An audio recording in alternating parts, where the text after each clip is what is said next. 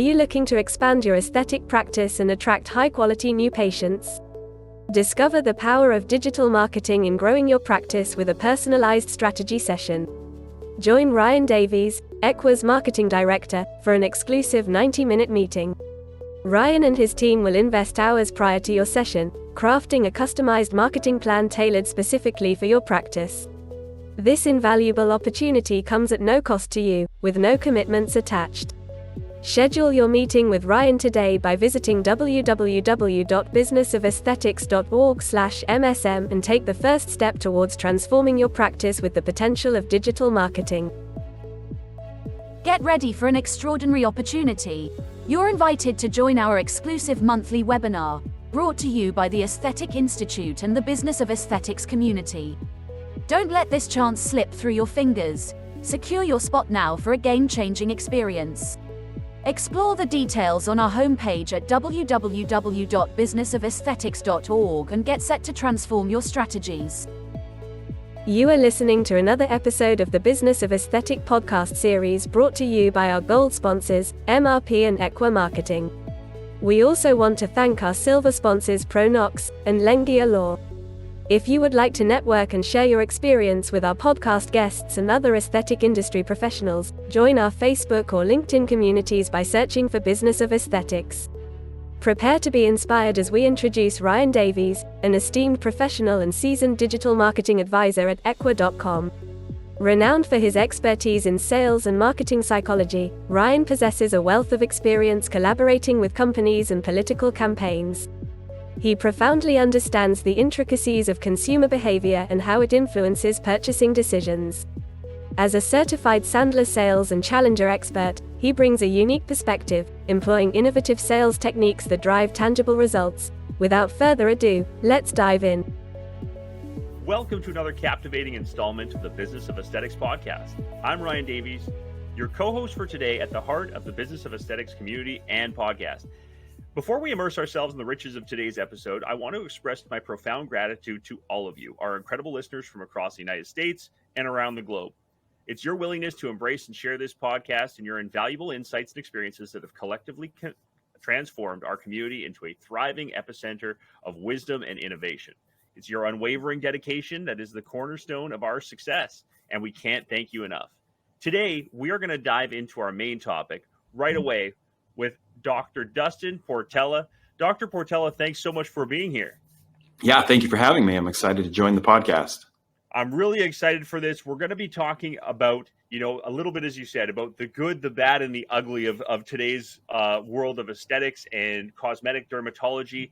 Some of the exciting trends that are coming to the forefront, talking about minimally invasive procedures and why that's on the rise. But before we dive into all of these great topics and get to all the questions, maybe you can start by telling our listeners a little bit about your background and, how you got into, of course, dermatology and particularly aesthetics side. Yeah, absolutely. So I am currently a board certified dermatologist practicing in Boise, Idaho. And I grew up in Idaho. I'm an Idaho native. My dad was a science teacher, got me interested in medicine early on. And so I pursued a science degree undergrad at Idaho State University. Ended up going on to medical school at Des Moines University in Iowa. And my intention going in was probably to do emergency medicine. When you shadow a lot of different specialties, you kind of are drawn to the things that are exciting. And when you shadow in dermatology, you don't get to do a lot. People don't really want that volunteer, touching their face. But when you're volunteering in the emergency room, they start handing you stuff and there's chaos and you think, it's more exciting. And it is, it certainly is. But as I started to learn more the breadth of what dermatologists are able to do, I really was drawn to the procedural aspect, both skin cancer surgery and the cosmetics of it, and realizing that those are procedures I would enjoy when I finally got to do them. So I pursued a residency in dermatology and have just fallen more in love with it every day. I did that residency at Michigan State University through the Beaumont Hospital System in Detroit, Michigan. And then relocated back to Idaho after I completed my training, worked for another practice for a short period of time before opening my own clinic. And we've now been open just about 6 years, just built a brand new building that we moved into, and things are going really well. And we're excited to keep serving patients and growing and meeting their needs. It's amazing. Yeah. Again, at Treasure Valley Dermatology, you've got some amazing procedures, always cutting edge stuff. And I know that this is something you're very big on, as well as all of your followers are very big at following you because of that fact, because you're somebody who is right on the edge of things. You're on the precipice of what's next, what's, where the industry is going, and maybe some of the concerning trends behind it and things like that. Over 4 million social media followers. So certainly somebody who, we're very honored to have here today that we can really lean on to get a lot of these great answers in how people can help shape their practice, and maybe some of the things that they should be steering either towards or away from. With that said, let's talk about what's exciting right now. What are the most exciting trends to you that you're currently seeing in the field, and maybe any specific treatments or procedures that have gained popularity recently? Yeah, we're always seeing this trend towards more minimally invasive, lower downtime type procedures, and alternatives to bigger surgical procedures. And so there are some things that have come out that I think hold a lot of promise. I haven't used Ellacor myself, but I find the concept behind Ellacor to be really fascinating, to remove tissue from the neck or the cheeks in such small areas that it doesn't leave a scar, but then you can tighten the skin and get, I think they're saying 30 to 40% the result of a facelift. I've seen some incredible before and afters on that. Now, Ellacor is certainly still an invasive procedure, but it's much less downtime than a typical facelift or, a neck lift or anything like that. So I think that's pretty interesting. When we look at other low downtime lasers, I think that, we have Clear and Brilliant in my practice. And Moxie has come out from Cyton. I think they're great devices where patients can put makeup on the next day if the treatment's not too aggressive. And with a series of treatments, they can start to see those results. And I think that's the trend that people are moving to. As aesthetic consumers trend younger and younger, they're in the workforce. They want that low downtime. They're okay with coming back, 3, 4, 5 times to get that procedure done and get those cumulative results. So I think that's overall the trend that we've been heading for, a decade. With that said, I think, we still have the tried and true, CO2 erbium lasers that are always going to be there for the right patient to deliver those, dramatic results in a single treatment. And I think, like you said, technology is playing such an amazing role in this as well, right? There's a lot of advancements. Are you seeing that there's just this is sort of that rapid advancement stage now that, stuff is coming out faster and faster, that it's, more difficult to keep up with some of these trends? Yeah, I mean, it's certainly more difficult. The companies are trying to innovate significantly, and that doesn't mean that everything that they put out on the market is a home run. I've seen a lot of companies pump out these body contouring devices, and I think overall we haven't found something that has been just the dramatic winner here. I mean, we see some good before and afters, but I could point you to dozens of dermatologists that have this device or that device, and they're all like, no, we're not seeing the kind of results that we wanted. And so we are seeing a lot of new devices come onto the market, and I think companies are sometimes rushing to get them out there so that they don't lose market share. And in some cases, we're not getting good devices. So I think with the rapid innovation and release of devices, it's more important than ever for providers of aesthetic services to do their due diligence, to do their homework. And it's not always best to be first on the market with a device in your area. So are you also finding that with this rise in, again, more aesthetic procedures, there are different technologies that are coming out there, there's more of an inherent risk to patient safety? Are you seeing that there's kind of that tough balance between, again, getting it out there and making sure it's safe, and also the ability to educate patients on, the safety and potential risks that they might encounter?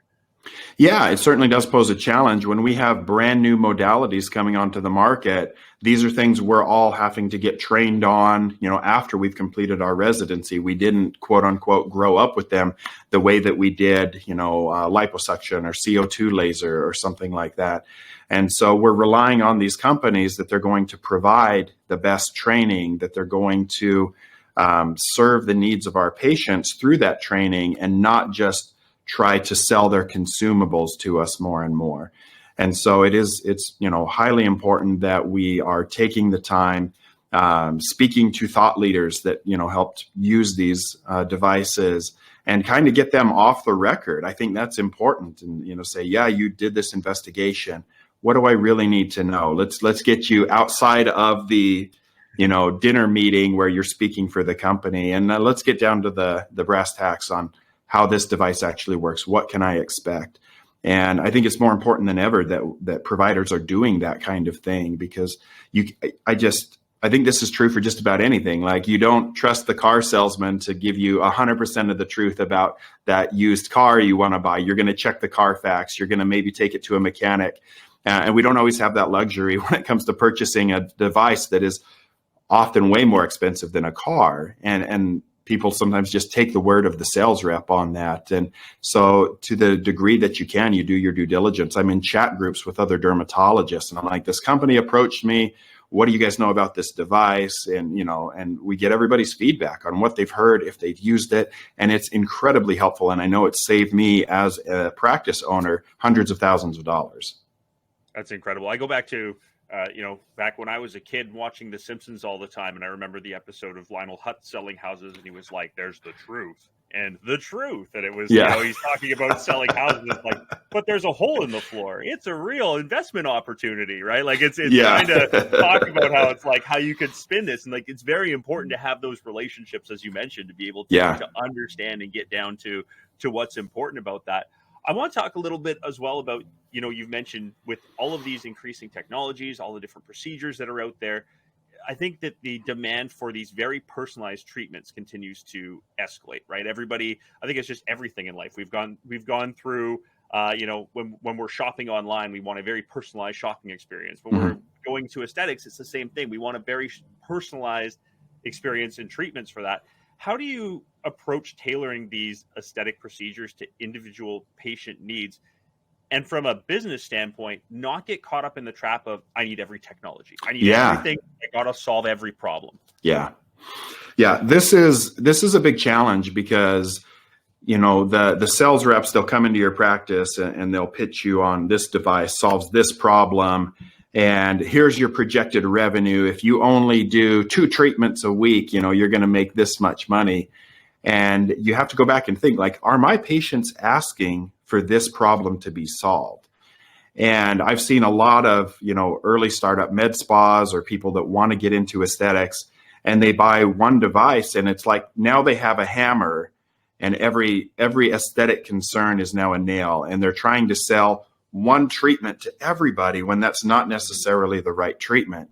But you're right, you can't get caught up in trying to buy every single device to solve every problem. You'll bankrupt your practice. And so I do think that there are some core technologies that if you have and you know how to use them well, you can do a lot with them. And this is what I have in my practice. I don't think it's, necessarily the right thing for everybody, but I have a CO2, the Core 2 laser, which allows me to treat scars really effectively. It's highly mobile between room to room. I also have the Cyton Jewel X platform with the BBL Hero. And those are the main devices we use. I do have a Clear and Brilliant laser, like I mentioned before. And so I'm able to use between those devices, I can focus on pigment, I can focus on redness, I can do full facial resurfacing, even on some darker skin types. I can treat scars, and I can do low downtime procedures. And for my patient population, that serves me really well. I'm in Idaho. I have a very homogeneous population, a lot of Caucasian retirees. Now, if I was treating hair loss a lot more, or I was in a more urban area with more variety in Fitzpatrick skin types, the current complement of devices that I have may not serve that population really well. But another thing that's really important to do is to acknowledge that you won't solve every problem for everybody. And I don't think it's your job as an aesthetic provider to try to solve every problem for everybody. And I believe that I earn my patients' trust more when they come in for a problem. Perhaps they have a hemangioma or leg veins, and I'll tell them straight up, this is not a problem that I have devices that can fix. And I know that I don't want to go purchase the XLV right now to try to go after those leg veins. But I know a dermatologist that has it, and I'd be glad to send you over there and then see you back for your regular skin checks. And I think the fact that I'm not, trying to sell them something that ultimately won't work maintains that trust my patients have, because as soon as I put them through a procedure that I might know is not right for them and they don't see results and they just spent a lot of money, I lose that patient. Yes. And so I think you need to know you can't solve and shouldn't try to solve every problem for every patient. And that's where it's great to have relationships with other providers and say, hey, you've got this. I'm going to send this problem to you. This is what I have. I'd love to take care of your patients where I could meet their needs. I love it. That is such an important takeaway. I think it was Chet Holmes. I'm paraphrasing it, right? Is don't do 10,000 things, do 10 things 1,000 times. And that's kind of what you want to make sure that you're doing right, is focus on what you do well. I actually just recorded an episode last night with somebody who made a great comment in the aesthetic space of the niches. The riches are in the niches, right? So just stick with what you can do. Don't worry about solving every world problem. Talk to us a little bit about that too, about that value of those relationships with, I think a lot of people get caught up in this of everybody's my competitor, when maybe your competitor can also be your closest ally in terms of being able to do this, have this great symbiotic relationship to grow your practice. Yeah, that's so true. I mean, you simply can't afford every device. And so if you know that there's another provider in town that does something really well, and you would trust, your family member to go have that done, you should have a relationship with them. You should have their phone number. You should talk to them and say, hey, can I send my patients here for this? And here's what I have. I want you to be able to use me as a resource. And so with this other practice, he's got this device that's much better for deeper veins than I can treat, but he doesn't do full face resurfacing. So he sends those patients to me when I treat their scars or resurface the face. And so we are competitors. Our practices are not that far away from each other. We advertise in the same area to try to get people in for skin checks and rashes and acne and warts and all of that. But ultimately, we both know that if we are true to our patients, we're going to win their trust. They're going to then send their friends and family to us. And it doesn't actually hurt our business to share a patient now and then if the other person can serve them well. I love that. One other thing I want to talk about as well is, the psychological impact of aesthetics. I know it's a little bit of a gear shift from what we're talking about here, but I think it's incredibly important and something that you focus on as well, is the psychological well-being. And I think that's that feed in from, now you've got their trust. They're coming to you. They're looking to you for that advice, that wisdom, that wellness roadmap to where they want to get to.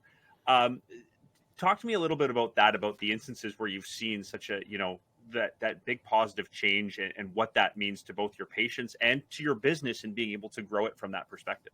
Yeah, I think you can have that positive psychological change on a person by doing a cosmetic procedure and sometimes by not doing a cosmetic procedure. And I'll explain that. But, certainly one thing that I enjoy doing in my practice is I've treated a lot of people who have self-harm scars. And this is something that they had a poor coping mechanism. They engaged in some cutting behavior or other form of self-harm, and now they're in a better place. They have a mental health provider. They're no longer injuring themselves, and they want to correct those scars so that they can wear a short sleeve shirt. They can go out in public. They can get a job, whatever it is. And so we often treat those cases for very little charge, or sometimes even pro bono, depending on the circumstances, because we want to help them continue that positive momentum in life. And we don't make money off of that, even if we're just charging enough to cover our overhead. But I believe that that's going to somehow pay off in the future with karma, or something good is going to come of that. And even if I don't directly benefit from it, when you see a patient and you've treated them several times and you're looking at their before and after photos, and they have tears coming down their face because the change now gives them a confidence they didn't have. And there's such a psychological trigger when you're treating those scars for those patients. It's almost like they have to relive that trauma. And it's a privilege to be able to walk somebody through that difficult moment and help them get through that, and you're changing their life. Also, as well as just people that are taking good care of their body and they've started to age on the face, and you're helping to remove pigmentation. You're, removing fine lines and wrinkles. I have a patient who's starting a new career in their 50s, and they just wanted to be able to compete against a 20 and 30-year-old workforce. And we're helping to give that to them. And so it's a confidence boost. It's something that will change their life for the better.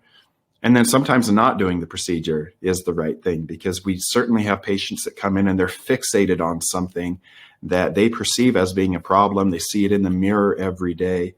And I love to be able to explain to patients like, hey, I look at skin for a living. I'm a professional at this. If I casually passed you in the grocery store, this would not draw my attention.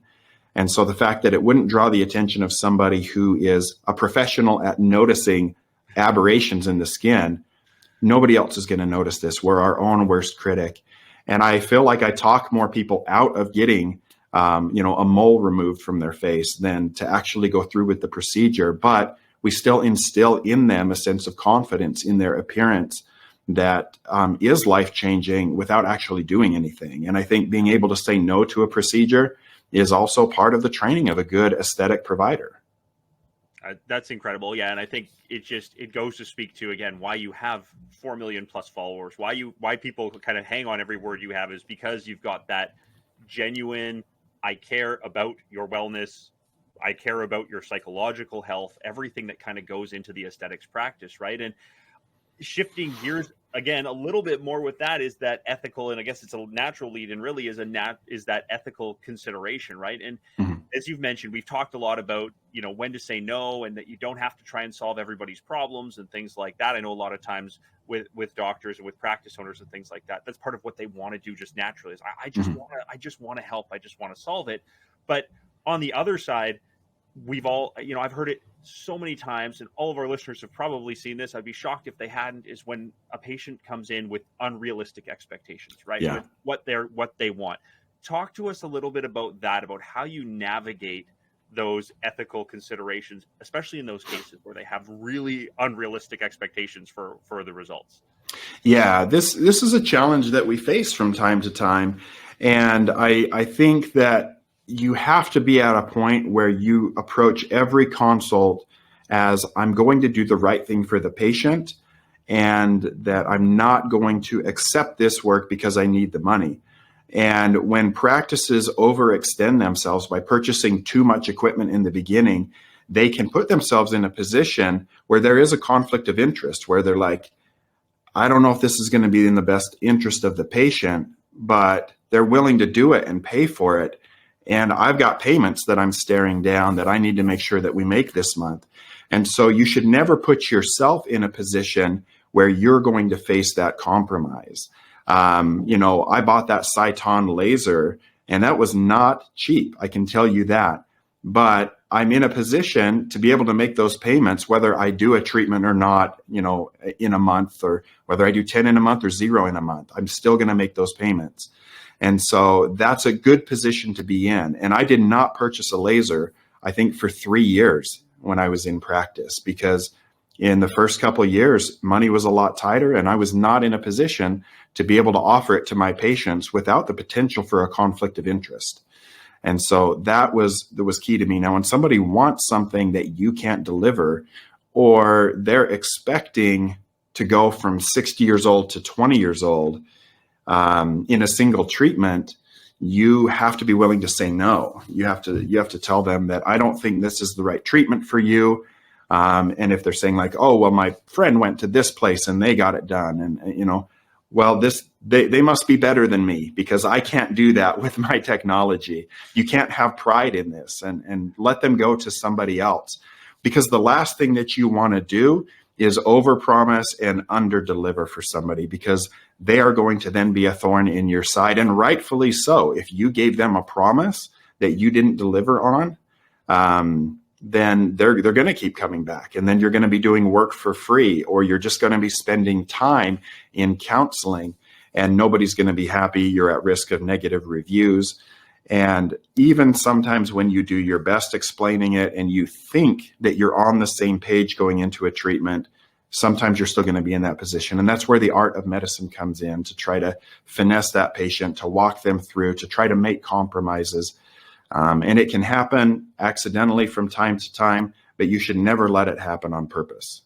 Yeah, great advice. Unless you're a toddler, no is the easiest word to learn and the hardest word to use, right? Like my 3-year-old's got it down to a science. He knows no very easily, but it's really tough for people to say, no, this isn't right for me, right? And I think extending beyond that, we've touched a little bit about it now. What advice do you have for practice owners that are considering that next aesthetic treatment, that next piece of technology, in terms of ensuring they make those informed decisions and that they're really following a natural roadmap, right? Like, I know a lot of people are like, well, I'm going to jump to this now because it's the newest trend out there, so I want to get into it. Might work, might not, but what advice do you have for that sort of practice owner? Yeah, when it comes to tech, I'm an early adopter. Like, if there's a new iPhone, I usually have it.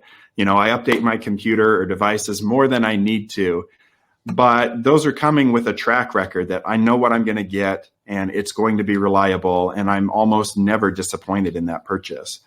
But I have been disappointed with aesthetic purchases that I thought that I wanted, that I was told that my patients would love. And that when I got to it, I realized nobody's really asking for this. And my patient population, they're fine with or without it. And so now I'm trying to sell something that maybe I'm not passionate about, or maybe that I'm not even convinced the results are going to be there. And so I don't personally take the philosophy that when it comes to new aesthetic devices, you need to be an early adopter. Unless you are an investigator for the company, they're providing the device, they're working with you on developing protocols. That's a different scenario. But when they just release a new thing and they come out and they show you the pro forma of here's how much money you can make, say that looks great. Let me talk to you in a year or two and we'll decide. And then you can start to talk to your patients. Before we purchased, our Cyton laser, we had the CO2, and I started asking my patients what other things they were interested in treating. And I had a lot of people that were concerned about pigmentation and redness from rosacea. And as I started to evaluate and realize there really is a demand here, and I think we could serve our patients well, then it made sense to go ahead and purchase the BBL Hero. But I didn't purchase the device and then go look for the problem to solve. Right. I found that there was a problem. And so I don't encourage, especially new practitioners, to be early adopters of devices, and to make sure that you have a need before you purchase that device. And then talk to people off the record, ask them what they think of that device, talk to them at conferences. We've got conferences coming up. Go to the aesthetic meetings and then pull the lecturers aside, because if they're speaking about one thing, they probably investigated for the other devices. And you want to know, like, how does this compare to this? What do you think is going to be better? Is there anything that, you should know going into this? And they may say, yeah, this handpiece is only going to last you a year. So that's something to be aware of. If you don't have the warranty, you're going to be really sorry, So you've really got to do the homework, and don't purchase a device until you know that there's a need in your practice, that basically people are going to sign up for this without you having to go and sell it to them. I love it. Yeah. And there's just that, like you said, that due diligence needs to happen. As we mentioned, before we started recording, my love of it is always on the business side of things. And, again, the marketing, how do you get people through the door? How many visitors to your website? But everything is about data and information. And if you're not collecting the data and you're just going off of assumptions or what you've heard, or, you've got bias towards something, you're much more likely to make the wrong choice. And it could be a very costly choice in many, many different ways. Right. So I love all of those thoughts. As we're coming kind of to a close here, Dr. Portela, I want to get you to pull out that crystal ball a little bit. What do you envision for the future of aesthetics in cosmetic dermatology? And are there, again, we talked a little bit about some of the emerging technologies and things like that, but do you see a bit of a shift? You've already mentioned as well, a bit of a demographic shift, right? People are getting younger and younger, getting into it, looking to make those minor changes earlier than typical. But how do you see the future kind of evolving here? Yeah, I do see, more people pursuing combination treatments where they're having more than one procedure done on a day. They're trying to have as little downtime as possible. I think that the combination of high quality skincare with your aesthetic treatment is going to continue to boom. When we look at what peptides are starting to do for the skin and for the body, I think that that's going to get refined more over time, where we're going to be able to start to treat the skin, pre-treat with peptides, and then really activate that through aesthetic treatments and get recovery like we've never seen before, with the quality of skincare that we put people through. I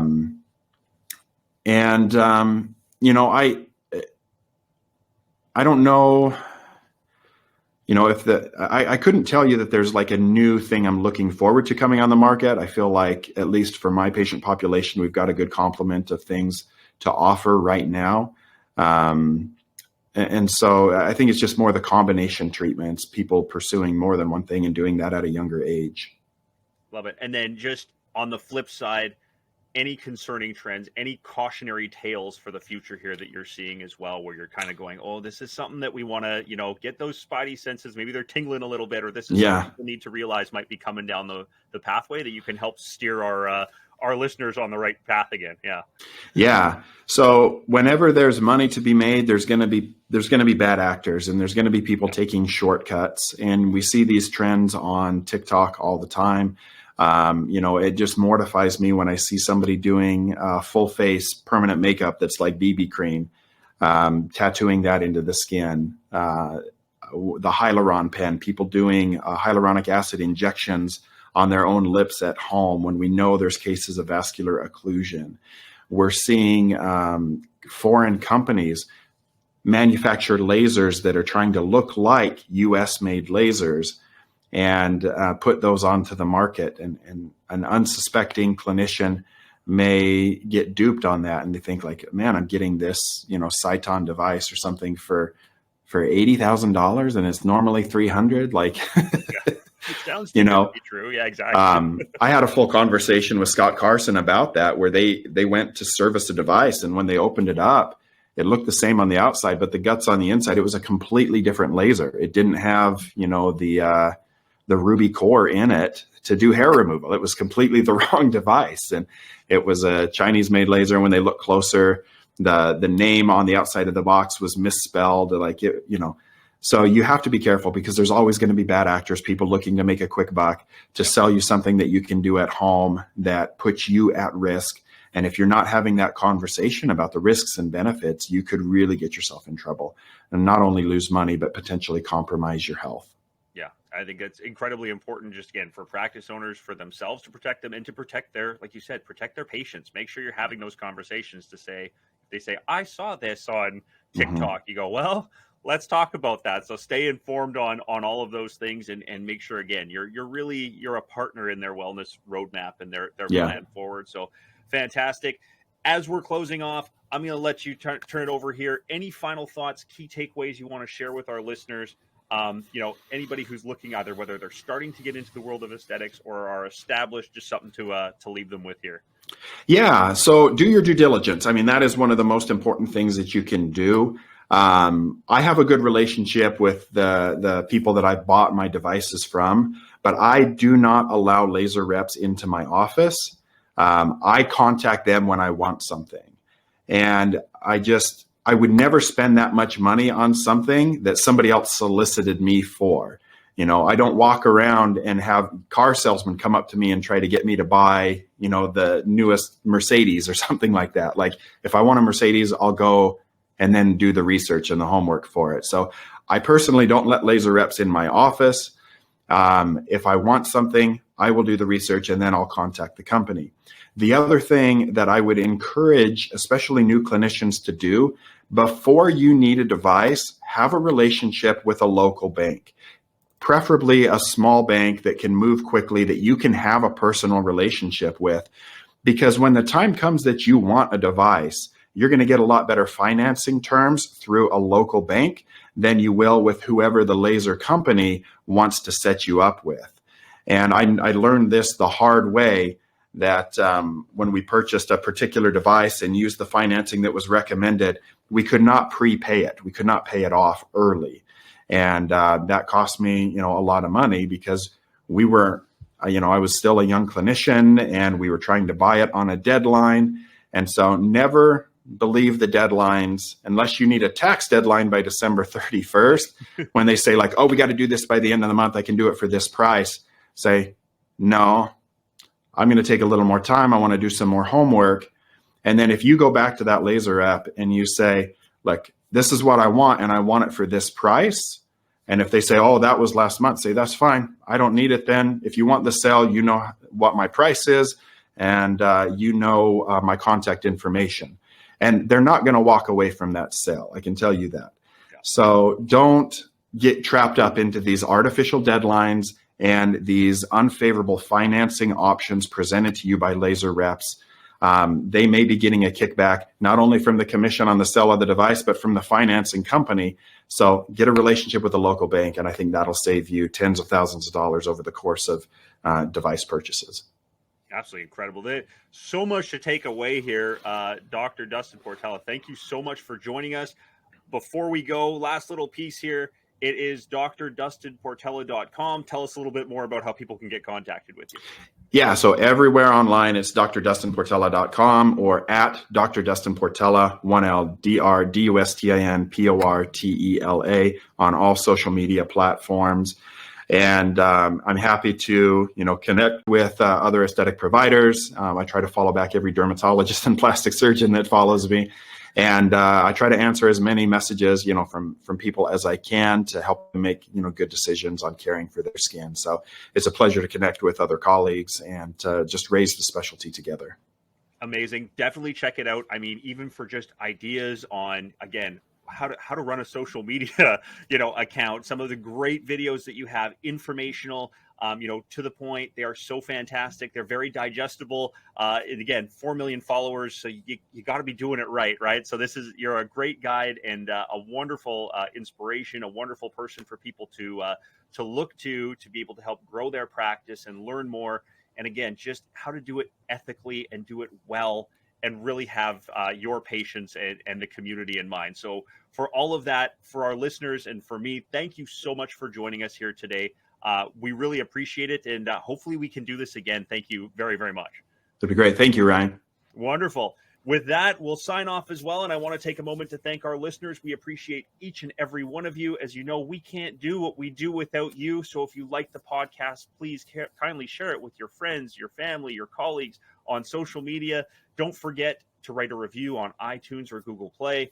Your thoughts will help other doctors and practice owners find us, which is what we're all here for, is to help grow this community. So until we meet again, I wish you all an amazing week ahead. Thanks, everybody, and take care.